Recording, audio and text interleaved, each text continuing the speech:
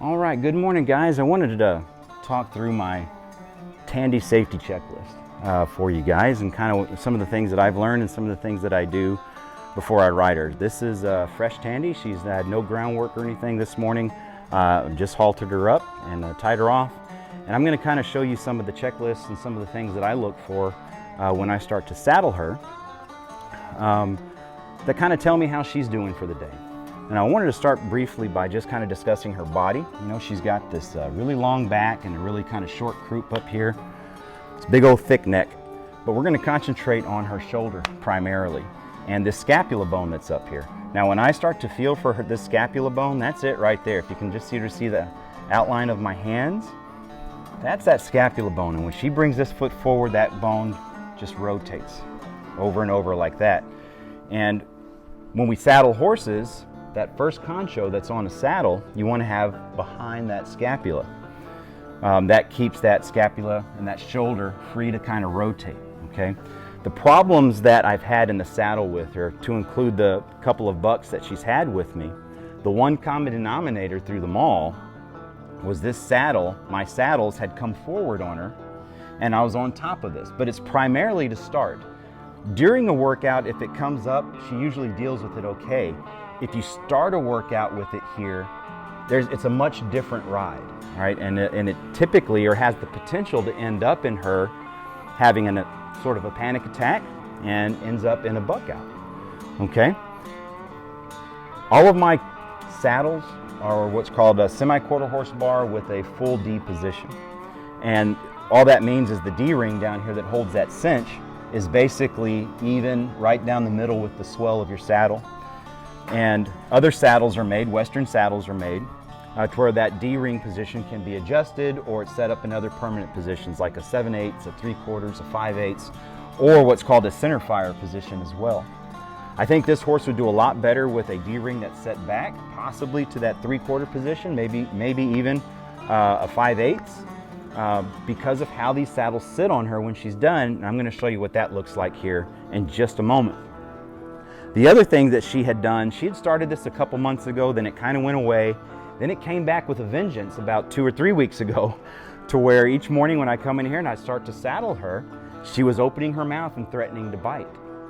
And the one thing you can't do when a horse starts to do this, now I'll ignore it a few times, like not give it any attention, but don't get in the habit of just slapping that mouth away with your hand.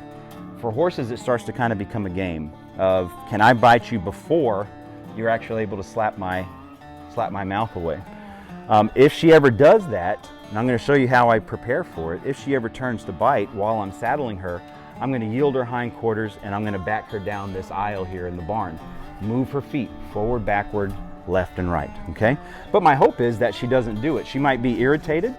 She usually is irritated. This is not a horse that loves to work, all right? And that's just the way it is. She's not a horse that loves to work. But we'll see how she does this morning, okay? So I had my safety tie off there on that lead rope. But what I do to prepare for her is I just kind of drape it over something like that, okay? So if I'm putting the saddle pad on or the saddle or bringing the cinch up, whatever it's going to be, if she turns to bite, I grab this clip and I yield her hindquarters and I back her down that on. Okay, so we'll see how she does this morning. Hopefully the last few weeks are going to pay off for us, but we'll see. So I spent a lot of time just kind of backing her up, putting the saddle on, taking it off over and over. It's something that she's done many times in her life now, but you're just going to kind of watch how she does. It's pretty good. Now I'm going to check my scapula, and I feel the back of that scapula. My fingers are all the way back here. And if I look at that concho's sitting all the way on top of it, right? This is the problem that I've had with saddling her and getting on her initially, right? So that saddle should actually be fitting. Now I feel it. My fingertips are right here, so they're kind of right here on the front of this leather, right? And that's where it should fit. Now the thing is about this is when we drop our cinch down, and if she's going to bite, this is typically where it happens when you're bringing that cinch up.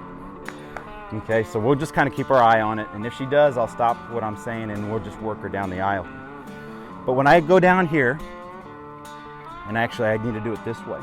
So there's two things that we have here also. If you do it this way, I know she has never kicked me with those back legs.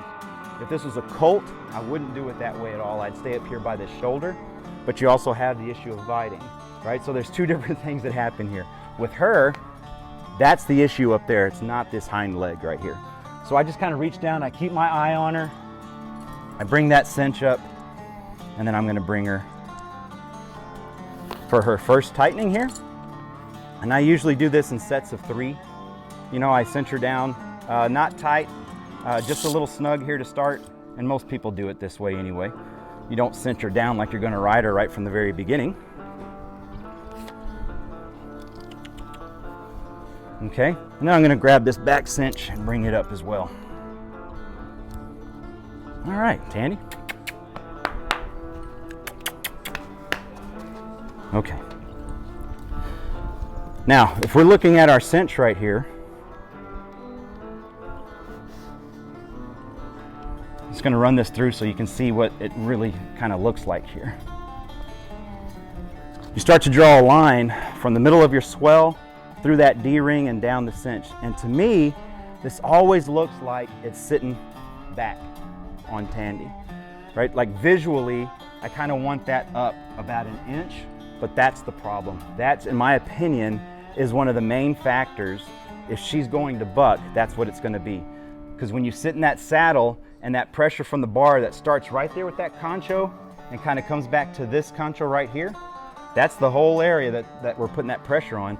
If she starts with that pressure on top of this scapula, I think you've got a 50-50 chance of her bucking. And she's never bucked when I've taken the time to stop, look, and listen, and kind of see where my saddle's fitting on her. Usually pretty good, no problems, okay? So I'm gonna take her out there to the arena and show you the things that I look for before I actually throw my leg over, and look for a nice, safe ride. All right, so here we are in the arena with Tandy, and now we're gonna ride, right? She's a fresh horse. Haven't hazarded a round pin or anything this morning, but how do we make sure that when we throw our leg over Tandy that she's not gonna have an issue? The first thing that I do is I still check that scapula, make sure that my concho's still behind. This, to me, is the most important thing when we get on Tandy every single day now. People that have been out here with me for a while know that, and that's the first thing that I looked at. I already cinched her down pretty tight here, and I want you to see, when I cinch her down tight, I mean, I really cinch her down pretty tight. Right, this horse right here, like I said before, she doesn't like that saddle to move laterally on her very much, okay?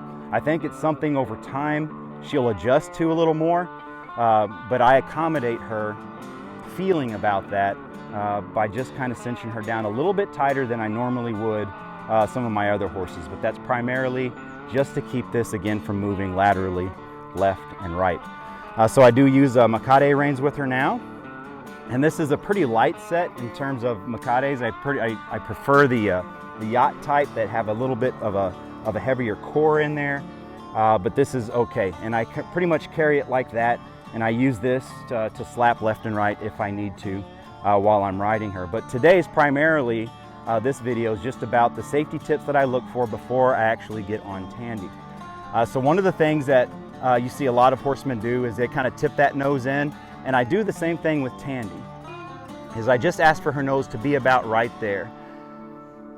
Don't want to scare you ever about anything, but if she's gonna buck, she's usually gonna do it early in the ride, in my experience. She doesn't wait until you're well into the ride. She's gonna do it early on, but there's certain things that I'm looking for. Nice and relaxed, chewing, head's nice and low, right? And she doesn't have a cocked leg or anything right now. But to me, she's telling me everything about her right now is, hey man, it's all right, go ahead and throw your leg on top of me. If she's a colt, I get on this way, where I put my foot that way, and I swing up this way to stay away from that back leg. But like we talked about earlier, her back legs have never been an issue with kicking or anything like that, right? So I feel perfectly comfortable with her just kind of getting on the normal sort of way. I ask for that nose, I stand up, tap that other side, and then kind of sit down. You just kind of push that saddle around a little bit and just kind of feel and just look for anything in her. She's going to tell you if something's wrong. When you put that pressure in that saddle and kind of stand up in it, if she starts to walk away from you, something's not right. Something's underneath that saddle pad. The saddle's too far forward. Maybe it's a little bit too loose. There's a couple of things that she's going to tell you, hey, this doesn't feel right, because when she's ready to go, she just sits here and lets you mount right back up, right on top of her, right? Nice and easy, light as air.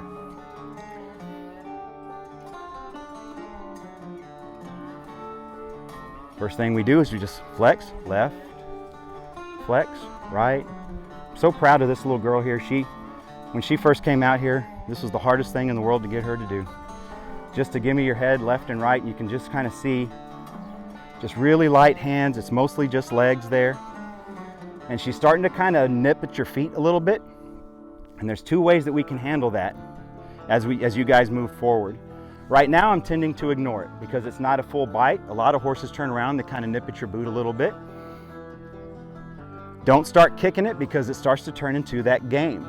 Now it doesn't mean that I don't kick. There's every once in a while I might do it, but primarily there's two things. If this becomes a problem, if she turns around and she starts biting, first thing I'm going to do is I'm going to start moving her feet. I'm going to move her feet out with energy and ask her to do a lot of turns and a lot of circles and all that kind of stuff. And if that's not going to be working, I'm going to carry a little crop whip with me.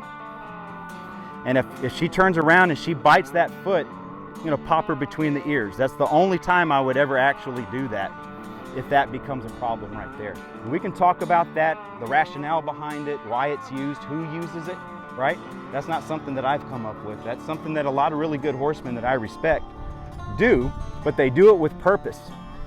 And one of the things that we hear a lot of times from some of the best world-renowned trainers in the world is it's better for one strong correction than 1,000 little bitty corrections.